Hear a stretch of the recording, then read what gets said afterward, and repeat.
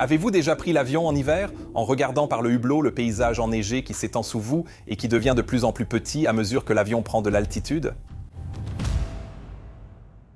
Maintenant, imaginez cette même vue, mais au lieu que le paysage devienne plus petit, il se précipite vers vous à une vitesse de plus de 15 000 pieds par minute. Cet avion est littéralement en train de tomber du ciel, et la raison de cela s'avérera véritablement glaçante. Restez avec nous.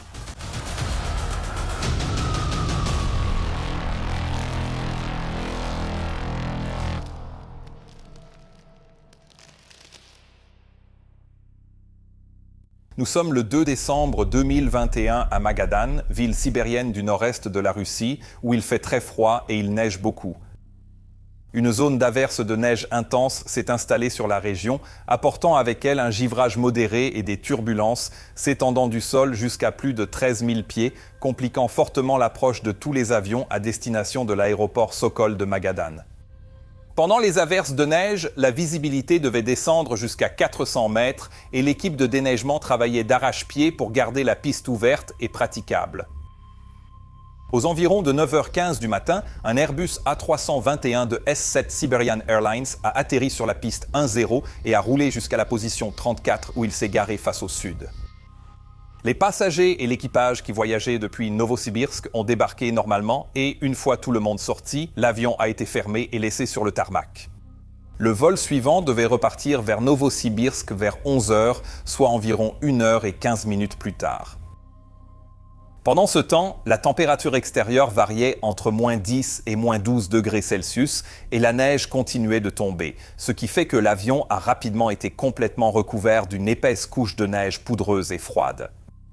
Les opérations hivernales sont très exigeantes pour les pilotes, probablement les plus difficiles parmi nos opérations normales.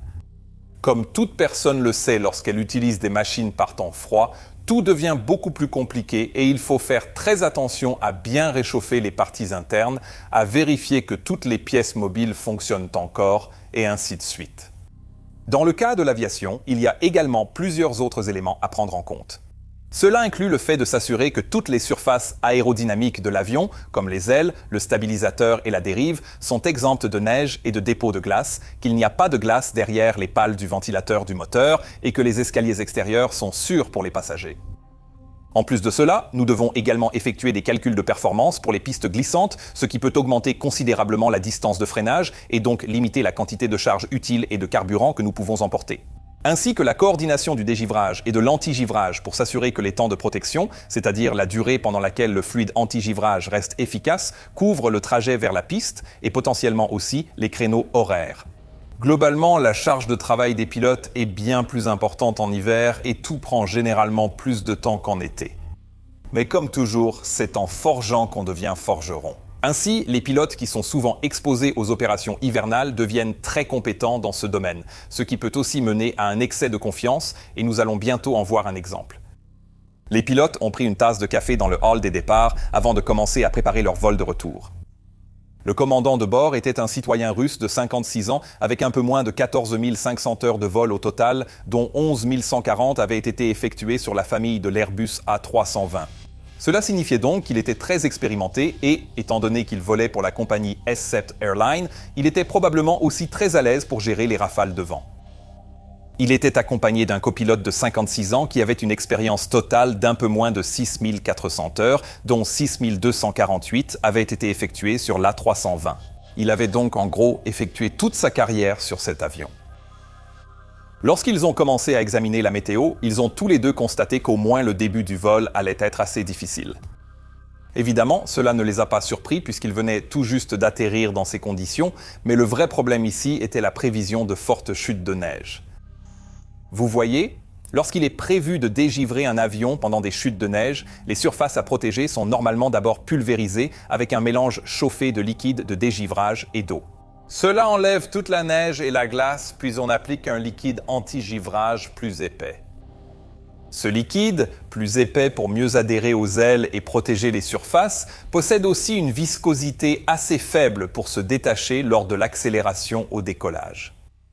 Ce liquide est souvent coloré, soit jaune paille, soit vert, selon le type de liquide utilisé, et les liquides de différents fabricants ont des temps de protection calculés différents, indiquant combien de temps le liquide sera efficace pour protéger les surfaces contre le givrage.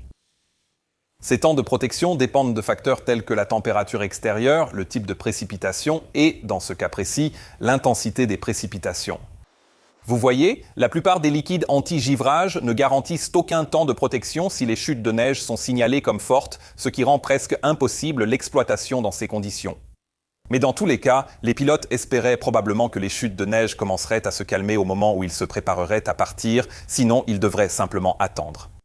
Les NOTAM et l'état technique de l'avion ayant été vérifiés avant le départ de Novosibirsk, les pilotes ont simplement rejoint leurs 5 collègues de cabine avant de se rendre à l'avion. L'avion qu'ils allèrent piloter était un Airbus A321-200 âgé de 3 ans, sans aucun problème technique connu. Il avait bien fonctionné lors du vol précédent, donc les 2 pilotes étaient confiants. Le commandant de bord avait été le pilote en fonction lors du vol précédent, donc c'est maintenant le copilote qui allait ramener l'avion à la base, ce qui signifiait également que ce serait le commandant de bord qui effectuerait l'inspection extérieure. Pendant qu'il faisait cela, il voyait clairement que tout l'avion était désormais recouvert de neige. En revenant au cockpit, il a informé le régulateur qu'un dégivrage en 2 étapes était nécessaire et a demandé un nettoyage complet des ailes, du stabilisateur et de la dérive. Mais il n'a pas demandé à ce que la neige soit retirée du dessus du fuselage de l'avion. Rappelez-vous quand j'ai mentionné que les pilotes habitués à voler en conditions hivernales peuvent parfois devenir complaisants? Eh bien, voici un exemple de cela. Enlever la neige du fuselage de l'avion prend beaucoup de temps et puisque le fuselage ne joue pas vraiment de rôle dans la portance aérodynamique, beaucoup de pilotes laissent simplement la neige sur le fuselage pour qu'elle s'envole pendant la course au décollage. Maintenant, souvenez-vous que la température extérieure était de moins 10 degrés Celsius et quand il fait aussi froid, la neige ne colle normalement à rien, donc elle tombera très facilement. Ce n'est pourtant pas ce que prévoyait le manuel des opérations hivernales. Il demandait aux équipages de vérifier que toutes les surfaces aérodynamiques et les zones autour des sondes et évents étaient exemptes de contaminants avant d'autoriser le départ de l'avion. Ce point sur les sondes et évents va vite devenir crucial, je vais vous expliquer comment juste après. Tout comme ce que ces pauvres passagers s'apprêtent à vivre, la vie peut aussi s'avérer assez turbulente. Qu'il s'agisse d'équilibrer vie professionnelle et privée dans un emploi stressant ou de gérer la peur et l'anxiété, une seule chose compte, votre bien-être. Ceci nous amène au sponsor du jour, BetterHelp. BetterHelp propose une thérapie en ligne très pratique à laquelle vous pouvez accéder depuis chez vous. Inscrivez-vous facilement via le lien ci-dessous, complétez le questionnaire et BetterHelp vous connectera à un professionnel agréé sous 48 heures. Ensuite, vous pourrez joindre votre thérapeute par vidéo, téléphone ou messagerie, ce qui vous assure un soutien disponible à tout moment. Je les ai contactés pour obtenir des conseils afin d'améliorer ma productivité et arrêter de procrastiner. Et mon thérapeute m'a donné des conseils très pratiques, comme me récompenser avec une tasse de thé uniquement après avoir terminé une tâche et définir clairement des objectifs de production quotidiens et hebdomadaires. En fait, cela m'a vraiment aidé et ça a vraiment fonctionné. Est-ce que ça te paraît bien? Pour les essayer, utilisez le lien dans la description, betterhelp.com/mentourpilote. Vous bénéficierez de 10% de réduction sur votre premier mois. Merci BetterHelp. Poursuivons l'histoire. Le copilote a vite fini sa préparation pré-vol et a informé le commandant de la procédure de départ Banot 5 Delta prévue. Ce départ impliquait de poursuivre tout droit en montée, puis de virer à droite de 180 degrés vers Banot en montant jusqu'au niveau de vol 160, soit environ 16 000 pieds. Pendant qu'il faisait son briefing, l'équipage de cabine a terminé l'embarquement de leurs 202 passagers et a fermé les portes, ce qui signifiait que l'avion était maintenant prêt à commencer une procédure de dégivrage. Le problème était qu'il neigeait toujours abondamment dehors, rendant impossible le calcul du temps de protection, mais le dégivrage a quand même débuté. L'équipe au sol a placé le véhicule de dégivrage entre l'aile gauche et le stabilisateur, puis a pulvérisé. Une fois la neige enlevée à 11h07, ils ont alors commencé à appliquer le fluide de deuxième étape. Et dès que cela a commencé, le chronomètre du temps de protection s'est également mis à tourner, puisque celui-ci était calculé à partir du début de l'application du deuxième fluide. Heureusement, l'intensité des chutes de neige a rapidement diminué, passant de forte à modérée, ce qui signifiait qu'ils auraient en fait un temps de protection d'environ 25 à 45 minutes. Ce n'est pas beaucoup pour finir le dégivrage, démarrer les moteurs et rejoindre la piste pour décoller, mais cela resterait possible. Si les chutes de neige continuaient ainsi, cela signifierait que l'avion devrait être en l'air au plus tard à 11h32 ou à 11h52 si l'intensité diminuait encore un peu. Le camion de dégivrage s'est déplacé à droite, a fini les procédures, puis s'est éloigné pour que l'avion démarre ses moteurs. Ils ont utilisé bien moins de liquide anti-givrage que recommandé pour la procédure. Et pendant tout ce temps, la neige sur le dessus de l'avion est restée intacte, y compris une épaisse couche de neige accumulée au-dessus et devant les fenêtres du cockpit. Le copilote avait activé le chauffage des vitres dans le cadre de la procédure de préparation hivernale, ce qui avait lentement fait fondre la majeure partie de cette neige qui avait commencé à couler le long des côtés de l'avion. Le commandant de bord l'avait remarqué en visite pré-vol sans le considérer comme un problème. Mais ça l'était. Vous voyez sur l'Airbus A320, les tubes de pitot, qui pour faire simple servent à mesurer la vitesse de l'avion, sont situés sur la partie inférieure de l'appareil de chaque côté du cockpit. Dans cette zone se trouvent aussi les sondes d'angle d'attaque, mesurant l'angle de l'avion face à l'air, et la prise statique qui mesure la pression extérieure. Toutes ces sondes transmettent des informations à 3 modules centralisés de données aérodynamiques qui traduisent ces valeurs en signaux informatiques pour le système de référence inertiel et de données aérodynamiques de l'avion. Ces données sont ensuite combinées à d'autres informations, puis transmises aux instruments du pilote, aux ordinateurs moteurs et aux ordinateurs de commande de vol et presque tous les systèmes de contrôle de l'avion. Cela signifie que si ces sondes venaient, pour une raison quelconque, à envoyer des données non fiables, les ordinateurs intégrés commenceraient, entre autres, à rétrograder les lois de contrôle de vol connues sous le nom de loi normale, loi alternée et loi directe. En loi normale, l'Airbus bénéficie de toutes ses protections habituelles, y compris l'Alpha Max, qui empêche l'avion de décrocher, les angles de roulis maximum et les protections contre les surcharges, entre autres.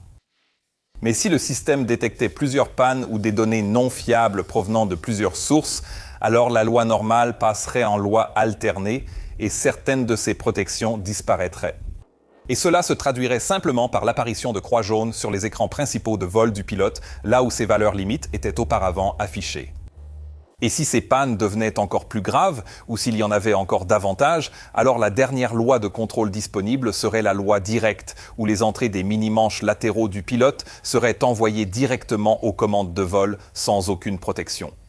En loi directe, les avertissements seraient donnés, mais l'avion obéirait au pilote sans restriction. Maintenant, si vous souhaitez une explication technique encore plus approfondie de ces systèmes, je vous recommande vivement de regarder ma vidéo sur l'accident du vol Air France 447 un peu plus tard. Ainsi, avec vos nouvelles connaissances, vous comprenez pourquoi il est crucial que l'air ne soit pas perturbé autour de ces sondes, ce qui explique le problème de la neige fondue. Vous voyez, l'eau qui s'écoulait maintenant doucement le long des côtés de l'avion a très vite commencé à geler sous l'effet du froid extrême et ce faisant, des crêtes de glace transparentes ont commencé à se former sous le cockpit et devant les tubes de pitot. La formation de glace est passée inaperçue pour l'équipe au sol et les pilotes, pressés de partir avant la fin de leur temps de protection. À 11h25, le copilote a contacté la tour pour demander l'autorisation de démarrer les moteurs. Il n'y avait pas besoin de pushback puisqu'ils étaient stationnés sur un poste éloigné et c'est probablement aussi la raison pour laquelle l'équipe au sol n'a pas remarqué cette glace. Vous voyez, dans des circonstances normales, ils auraient travaillé avec le camion de pushback et le casque près du nez, mais cette fois-ci, il n'était nécessaire que pour donner des signaux manuels devant l'avion. Après avoir démarré les 2 moteurs, l'équipage a reçu l'autorisation de rouler et s'est dirigé vers le point d'attente de la piste 1-0 sous la neige. Et à 11h37, les pilotes avaient terminé toute leur procédure avant décollage et étaient maintenant prêts pour le décollage. Mais pendant tout le temps où ils avaient effectué le trajet vers la piste, l'eau de fonte avait continué à couler le long des côtés de leur nez, créant plusieurs crêtes de glace tout le long des 2 côtés de l'avion. Bien sûr, les pilotes n'en avaient aucune idée puisqu'ils ne pouvaient pas voir cette zone depuis le cockpit et ils étaient surtout concentrés sur le fait de faire décoller l'avion avant la fin de leur temps de protection à 11h52. Maintenant, les choses allaient vraiment commencer à se corser. À 11h38 et 25 secondes, le vol 5220 de Siberia Airways a été autorisé au décollage sur la piste 10. Le contrôleur aérien leur a donné le vent, 060 degrés, 2 nœuds et a averti d'une forte turbulence signalée dans la zone, ainsi que de givrage modéré et de cisaillement de vent. Le commandant de bord a aligné l'avion sur la piste, puis a passé les commandes au copilote, qui a avancé la poussée, stabilisé les moteurs, puis déplacé les manettes de poussée dans le cran Toga. Le commandant de bord avait activé son radar météo, mais ne voyait aucun écho orageux dans l'axe de départ, donc tout semblait bien. Ils ont été dégivrés dans leur temps de protection avec l'anti-givrage moteur et celui des ailes en service. La neige s'est alors soulevée en un nuage blanc derrière l'avion lorsqu'il a commencé à accélérer, et comme le commandant de bord l'avait prédit, le reste de la neige sur le dessus de l'appareil s'est rapidement envolé. Tous les paramètres étaient parfaitement normaux pendant la course au décollage, donc le copilote a effectué la rotation normalement, a fait décoller l'avion, puis a rentré le train d'atterrissage. Il a engagé le pilote automatique 2 ainsi que la poussée automatique, et vers 3000 pieds environ, il a également commencé à accélérer l'avion afin de rentrer les volets. Alors que la vitesse augmentait, le copilote a demandé au commandant de rentrer les volets progressivement. Pendant cette opération, l'avion est entré dans les nuages. Ils ont aussitôt été secoués par des turbulences modérées et ont vu de la glace se former sur le pare-brise. Lorsque les volets furent rentrés, l'assiette et la vitesse de l'avion changèrent légèrement, provoquant la perturbation de l'écoulement de l'air vers leurs 3 tubes de pitot par les crêtes de glace sous les fenêtres. Cela a immédiatement provoqué une divergence entre les 3 indicateurs de vitesse qui affichaient tous une vitesse inférieure à la réalité, ce qui signifiait que l'avion volait en réalité plus vite que ce que les pilotes voyaient. C'était particulièrement vrai du côté du commandant de bord, où la vitesse indiquée commençait maintenant à se rapprocher de plus en plus de la vitesse de décrochage. Simultanément, les modules internes de données air ont aussi détecté un problème évident. Cela a provoqué la déconnexion du pilote automatique au même moment où le contrôle du roulis est passé en loi directe et le contrôle de l'assiette en loi alternative. Le copilote n'a pas eu le temps de réagir à cela avant qu'un court signal sonore ne retentisse, l'amenant à appuyer manuellement sur le bouton de déconnexion du pilote automatique pour commencer à réagir.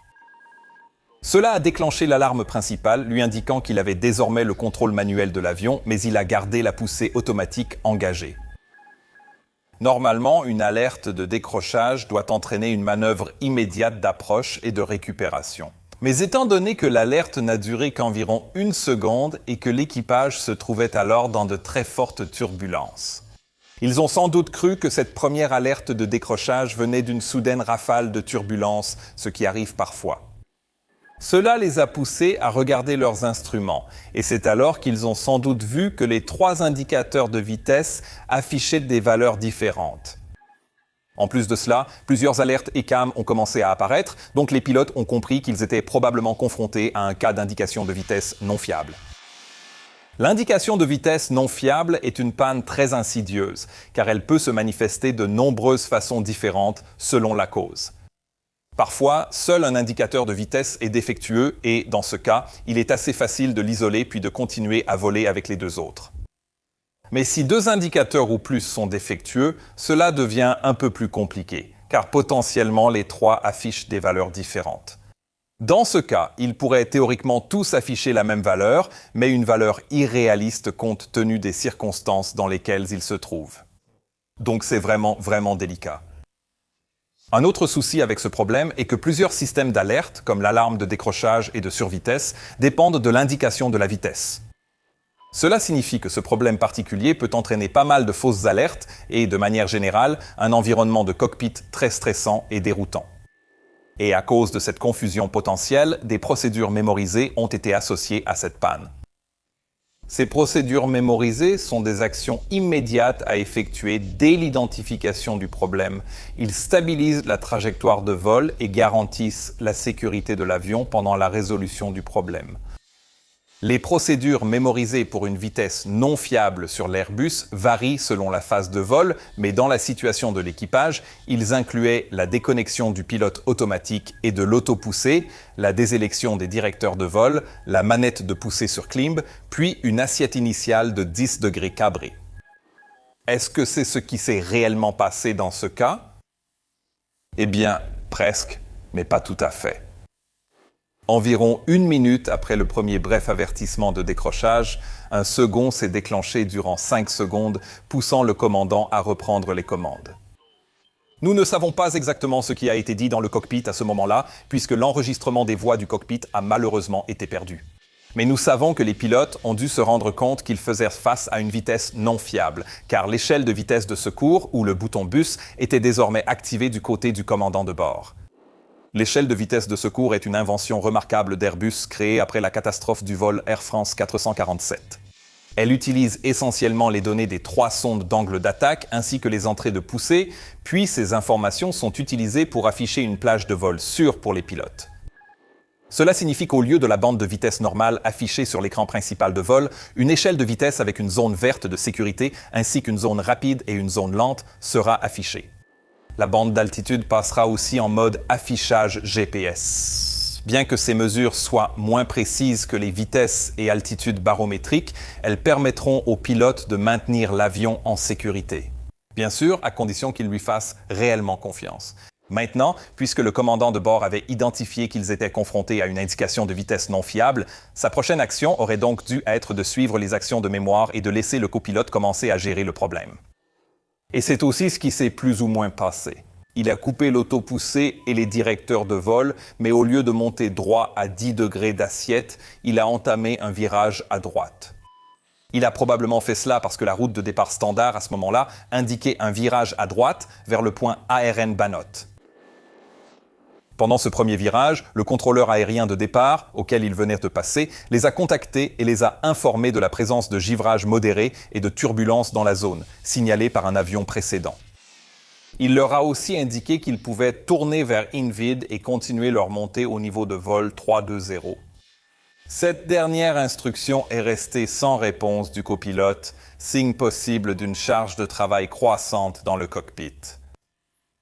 Et cela allait devenir bien pire. L'avion s'est stabilisé à une altitude de 8900 pieds et à ce moment-là, l'autopoussée a de nouveau été activée par le commandant de bord, même si la situation d'indication de vitesse non fiable persistait. Ce n'était pas une bonne idée, car l'autopoussée dépendait d'une vitesse indiquée manifestement erronée.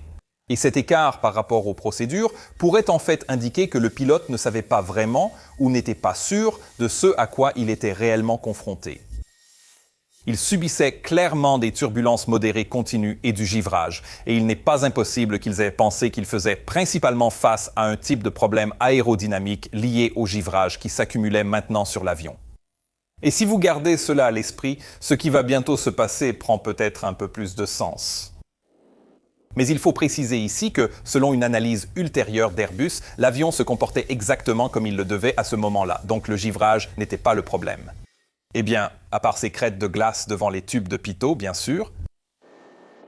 5 minutes après l'identification du problème, le copilote a contacté le contrôleur aérien et a déclaré « Mayday, Mayday, Mayday. Vitesse non fiable, retour à l'aéroport. » Fait intéressant, ce message était le seul à être prononcé en anglais et on peut vraiment entendre dans la voix du copilote qu'il est très stressé à ce moment-là. Le contrôleur aérien répond aussitôt et informe l'équipage qu'ils peuvent descendre à 1100 mètres, soit environ 3700 pieds. Il leur demande ensuite s'ils ont besoin d'assistance et s'ils transportent des marchandises dangereuses à bord. Ce sont toutes des questions standards à poser après une déclaration de Mayday. Mais à cela, le copilote répond simplement qu'ils n'ont pas le temps de répondre. L'avion entame une descente lente, sans doute suite à l'ordre du contrôleur aérien. La vitesse affichée sur l'écran du copilote est restée stable durant la descente grâce à l'autopoussée, mais quelques minutes après, elle chute brutalement sous la vitesse de décrochage, déclenchant une alerte de décrochage. Il est difficile de savoir pourquoi la vitesse a brusquement chuté, mais cela pourrait simplement venir d'un peu de glace bloquant temporairement, par exemple, le tube de pitot du commandant. Quoi qu'il en soit, le commandant de bord réagit de manière agressive à cette alarme en déconnectant à nouveau l'autopoussée, en piquant le nez vers le bas pour atteindre une descente de 5900 pieds par minute, puis en ajoutant manuellement la poussée jusqu'à 88% de N1. Maintenant, cela aurait parfaitement du sens dans une situation normale. En cas d'alarme de décrochage, il faut réduire l'angle d'attaque pour éviter le décrochage complet. Toutefois, ces pilotes ont signalé une vitesse indiquée non fiable. Et si c'est le cas, des alarmes de décrochage et de survitesse erronées, voire les deux en même temps, peuvent se produire. Et c'est justement pour cela que l'échelle de vitesse de secours existe. Tant que l'avion est piloté à l'intérieur de cette zone verte de sécurité de l'Airbus, ces autres alarmes peuvent alors être ignorées en toute sécurité.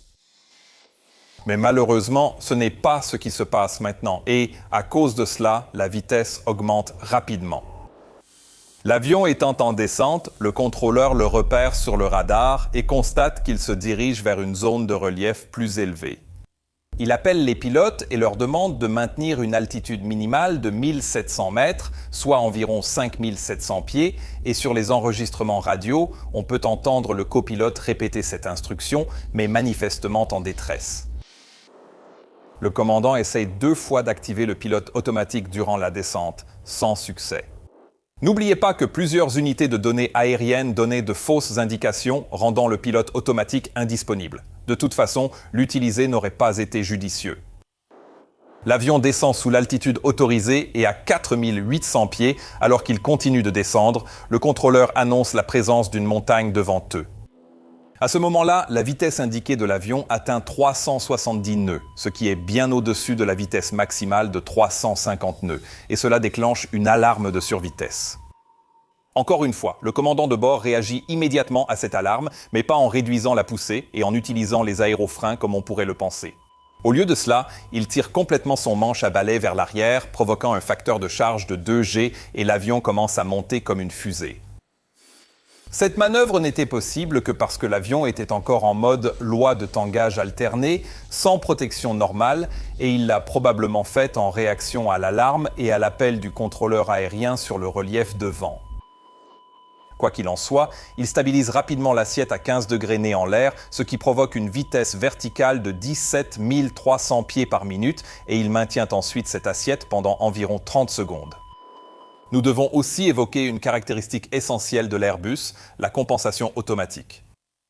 Vous voyez, dans un Boeing, vous ressentirez d'abord toutes les forces aérodynamiques à travers votre volant, ce qui signifie qu'un avion lent semblera mou et lent, tandis qu'un avion rapide paraîtra assez lourd mais réactif. Et cela peut en fait être très utile lorsque vous essayez de déterminer dans quelle situation anormale se trouve réellement l'avion. Deuxièmement, une fois que vous avez manuellement cabré votre avion à une forte assiette dans le Boeing, vous devrez ensuite compenser manuellement l'avion pour maintenir cette assiette. Dans l'Airbus, le mini-manche ne restitue aucun retour d'effort, vous ne sentirez donc pas les forces aérodynamiques. Et si vous placez le nez de l'avion à une assiette spécifique, alors le grand stabilisateur horizontal à l'arrière commencera automatiquement à compenser l'avion pour maintenir cette assiette à votre place. Ceci est vrai aussi bien en loi normale qu'en loi alternative, mais surtout pas en loi directe. C'est à retenir. Cela signifie donc que, comme le commandant de bord maintient maintenant son mini-manche en position de cabré, le stabilisateur continue de compenser l'avion pour s'assurer que l'avion puisse maintenir cette assiette. Tout pilote sait qu'une assiette de 15 degrés cabrée dans un avion de ligne n'est pas tenable longtemps. La vitesse diminue donc rapidement et l'avion commence à se rapprocher de plus en plus d'un décrochage réel. 39 secondes après le début de la montée, la vitesse indiquée atteint 170 nœuds et l'angle d'attaque, c'est-à-dire l'angle sous lequel l'air frappe les ailes, augmente jusqu'à environ 13 degrés. Cela a encore déclenché l'alarme de décrochage, mais cette fois, l'alerte était réelle. De fortes secousses commencèrent alors à ébranler tout l'avion et un bruit intense se fit entendre dans le cockpit, probablement lié à la façon inhabituelle dont l'air circulait à l'extérieur. À ce moment-là, l'avion avait atteint une altitude de 12 900 pieds et il continuait encore à monter lentement. Le stabilisateur se déplaçait maintenant vers son angle maximal de cabrage de 11,3 degrés, tandis que le commandant de bord réengageait une nouvelle fois l'autopoussée sans que cela ne fasse vraiment de différence. L'altitude maximale atteinte par l'avion a été de 13 800 pieds et à ce moment-là, l'angle d'attaque avait atteint un effrayant 30 degrés. Cela signifiait que l'avion était maintenant en décrochage complet, a basculé sur son aile gauche et a commencé à tomber vers le sol en dessous. Le commandant de bord réagit en mettant le manche à balai complètement à droite, probablement pour tenter de contrer la chute de l'aile gauche, et en même temps il appuie aussi sur le palonnier gauche, ce qui n'a que très peu de sens dans ces circonstances. Lors d'un décrochage complet, il peut être presque impossible ou très difficile de contrôler l'avion, car l'air ne circule pas assez sur les gouvernes pour les rendre efficaces. Mais ce qui est vraiment étrange ici, c'est que le commandant de bord ne semble pas se rendre compte qu'il est en décrochage.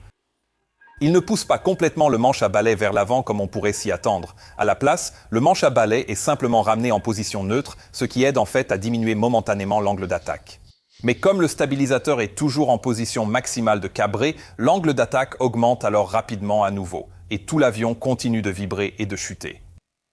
Comme je l'ai mentionné précédemment, il est possible que les pilotes aient cru que tout ce qu'ils ressentaient, les secousses, l'indication de vitesse non fiable et l'incapacité à contrôler l'avion, étaient liés au givrage de la cellule et à la forte turbulence qu'ils traversaient.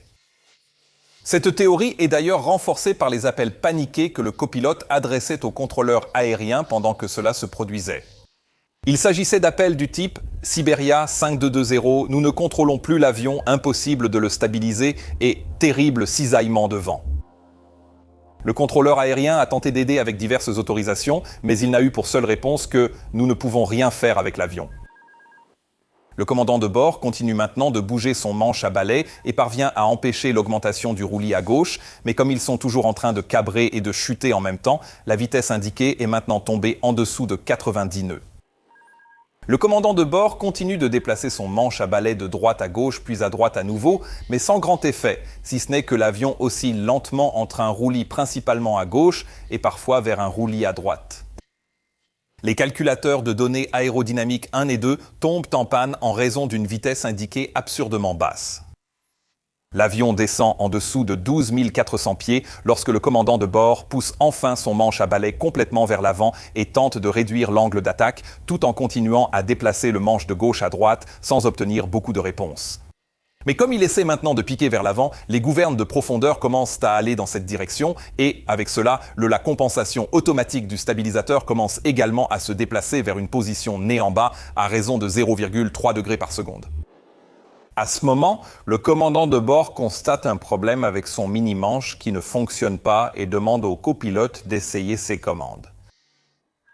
Ensuite, les deux pilotes déplacent simultanément leur mini-manche, ce qui sur Airbus fait que les commandes sont moyennées et envoyées à l'ordinateur de contrôle de vol. Les actions du copilote visaient principalement à cabrer l'avion pour tenter d'arrêter la descente, ce qui montre clairement qu'il n'avait pas compris que l'appareil était complètement décroché à ce moment-là. Le fait qu'ils interviennent tous deux sur leur commande provoque aussi plusieurs avertissements, en plus de l'alarme de décrochage qui retentit en permanence dans le cockpit. Si certains d'entre vous remarquent de vraies similitudes entre cette situation et ce qui s'est passé avec l'équipage d'Air France 447, vous avez tout à fait raison, et les ressemblances inquiétantes ne s'arrêtent pas là. Alors que l'avion descend à 9200 pieds, la vitesse commence lentement à augmenter et l'angle d'attaque passe de 26 à 11 degrés. Le stabilisateur a maintenant eu le temps de passer de 11,3 à 9,3 degrés d'assiette cabrée, mais à présent, il se passe autre chose. Le contrôle d'assiette, qui était auparavant en loi alternée, passe maintenant en loi directe. Cela pouvait venir de plusieurs entrées de modules anémométriques non fiables ou d'autres choses. Le rapport restait flou, mais l'effet dans le cockpit était évident. En loi directe, la fonction d'autocompensation du stabilisateur ne fonctionne plus et un avertissement apparaît sur l'écran principal du pilote, demandant d'utiliser la compensation manuelle en tangage. Les pilotes paniqués ne l'ont pas remarqué tout de suite et, lorsque le stabilisateur s'est arrêté, il était encore en position cabrée de 9,3 degrés. Les gouvernes de profondeur étaient désormais à l'assiette maximale à piquer, tandis que le stabilisateur restait presque bloqué en position cabrée, rendant l'avion quasiment incontrôlable. À ce moment-là, l'avion avait une assiette de 16 degrés nez en bas, mais conservait tout de même un angle d'attaque de 11 degrés et un léger roulis de 9 degrés vers la gauche. Cette situation est en fait un bon exemple montrant que l'angle d'attaque peut être bien plus élevé que l'assiette réelle de l'avion. Quoi qu'il en soit, l'avion descendait à une vitesse terrifiante de 14 000 pieds par minute tout en accélérant. Les pilotes, qui étaient tous deux encore en train d'agir sur les commandes, ont vu que la vitesse augmentait rapidement et se sont également rendus compte qu'ils perdaient de l'altitude très rapidement. Cela les a amenés à relâcher une partie de la pression vers l'avant sur le manche à balai, mais lorsqu'ils ont fait cela, puisque le stabilisateur était toujours presque entièrement cabré, cela a simplement provoqué un nouveau cabrage violent de près de 2 G alors que l'avion passait les 5300 pieds. Le cycle s'est alors répété. L'avion montait rapidement, la vitesse diminuait et les pilotes piquaient désespérément à nouveau vers l'avant pour tenter d'arrêter la montée. Ils provoquaient les montagnes russes les plus terrifiantes du monde, sans presque aucun contrôle d'assiette et sans savoir comment arrêter cela. L'avion continuait également à effectuer des roulis, passant d'un incroyable angle de 91 degrés à gauche à 42 degrés à droite, alors que les pilotes déplaçaient simultanément leur mini-manche dans la direction opposée, ce qui provoquait le roulis suivant. Cela a continué pendant plusieurs minutes, alors que l'avion effectuait 8 cycles d'assiette distinctes, chacun devenant heureusement un peu moins prononcé que le précédent. À la fin de la 16e minute de vol, l'un des pilotes a dû finalement se rendre compte de ce qui se passait avec le stabilisateur et a commencé à le déplacer manuellement vers une position plus neutre. Cela marque le début de la récupération du vol. Dans les minutes suivantes, l'avion effectue sa dernière descente et atteint une vitesse qui fait cesser l'alarme de décrochage. La situation se calmant et la valeur revenant à la normale, la loi directe de contrôle d'assiette passe en loi alternative basse, réactivant aussi la compensation automatique. Mais croyez-le ou non, ce n'est pas fini. Comme l'avion descend maintenant avec une poussée élevée et sans l'autopoussée engagée, la vitesse dépasse rapidement à nouveau la limite maximale de 350 nœuds. L'alarme de survitesse se déclenche. Mais heureusement, le commandant engage l'autopoussée, ramenant la vitesse sous la limite. Pour une raison inconnue, la décélération le surprend. Il coupe alors l'autopoussée, mais seulement quelques secondes avant de la réactiver et de la laisser en marche. Les pilotes, choqués, préparent vite une approche pour revenir sur la piste 1-0 à Magadan. Le contrôleur aérien leur donne l'autorisation de commencer à virer vers l'axe final, mais lorsqu'ils le font, ils se rendent rapidement compte qu'ils sont beaucoup trop hauts et trop rapides pour pouvoir effectuer cette approche. Ils traversent l'axe central à une distance de 15 km de la piste, à une altitude de 10 000 pieds et à une vitesse de 320 nœuds. Ça ne devait pas marcher, mais ils s'alignent quand même sur l'axe central et le contrôleur aérien autorise l'atterrissage. Quelques secondes plus tard, on entend le copilote transmettre par erreur sur la fréquence « Que devons-nous faire ?» suivi d'un second message où il déclare qu'ils remettent les gaz car ils ne sont pas stabilisés. Le contrôleur aérien leur demande de continuer tout droit et de suivre la procédure d'approche interrompue, mais l'avion dévie légèrement à gauche pour une raison inconnue et se dirige vers les montagnes au nord de la piste. Le contrôleur aérien s'en rend compte, les avertit et leur ordonne de monter, ce qu'ils font en amorçant aussi un virage à droite pour suivre la procédure de remise de gaz. Tout ce segment du vol a eu lieu sans directeur de vol et vers la fin en poussée manuelle, alors que les conditions restaient turbulentes avec un givrage sévère. Cela pourrait expliquer pourquoi cela s'est produit. Quoi qu'il en soit, après la remise des gaz, il y a eu une brève discussion entre les pilotes concernant la tentative d'une seconde approche. L'avion est monté à environ 12 000 pieds avant de redescendre à 8 000 pieds, puis a réduit sa vitesse à environ 250 nœuds. Le problème de vitesse non fiable avait quasiment disparu, sans doute car les crêtes de glace avaient été soufflées. Après un moment, l'équipage a choisi de ne pas tenter une seconde approche, vu les conditions extérieures très mauvaises. À la place, à 12h16, soit 34 minutes après le début de ce vol infernal, ils ont décidé de se dérouter vers leur aéroport de dégagement, Iakoutsk. Le trajet vers l'aéroport de dégagement s'est bien passé et ils ont pu réactiver les directeurs de vol, ce qui a sans doute beaucoup aidé. Dans la cabine, passagers et personnel de cabine avaient gardé leur ceinture attachée durant l'épreuve. Malgré l'ouverture de certains coffres à bagages et la chute d'objets, aucun blessé n'est à déplorer. Comme si la journée n'était pas assez difficile, alors qu'ils approchaient enfin de leur aéroport de dégagement environ 1 heure après le déroutement, la compagnie leur a demandé de poursuivre vers Irkoutsk s'ils le pouvaient. Cela ajoutait 2h30 de vol pour un total d'environ 4h30. Pour une raison quelconque, les pilotes ont tout de même accepté et ont atterri en toute sécurité à Irkoutsk à 16h de Magadan. C'est long de continuer à voler après une expérience de mort imminente. L'enquête sur cet événement grave a révélé que le dégivrage à Magadan n'avait pas été correctement effectué, utilisant moins de liquide de dégivrage que nécessaire et sans retirer la neige au-dessus du cockpit, ce qui a conduit à la formation de crêtes de glace qui ont ensuite provoqué l'indication de vitesse non fiable. La gestion inappropriée du problème de vitesse par les pilotes et leur tendance générale à surcontrôler ont ensuite conduit à l'événement de perte de contrôle qui a suivi. Les recommandations visaient surtout à améliorer la gestion du givrage et la formation des pilotes sur le concept d'aéronef propre, ainsi que la gestion de l'avion en loi alternée et en loi directe, surtout en cas d'indication de vitesse non fiable. Airbus a aussi réédité ses consignes sur le danger de ces crêtes de glace après cet événement. Je tiens maintenant à adresser un immense merci à mes mécènes qui m'ont aidé à traduire ce rapport final depuis le russe. Je n'aurais pas pu le faire sans vous. Et si vous souhaitez devenir mécène, discuter avec moi lors de nos réunions Zoom et soutenir les chaînes de différentes manières, utilisez le lien affiché à l'écran ou dans la description de la vidéo. Regardez maintenant ces vidéos et passez une journée absolument fantastique. Au revoir.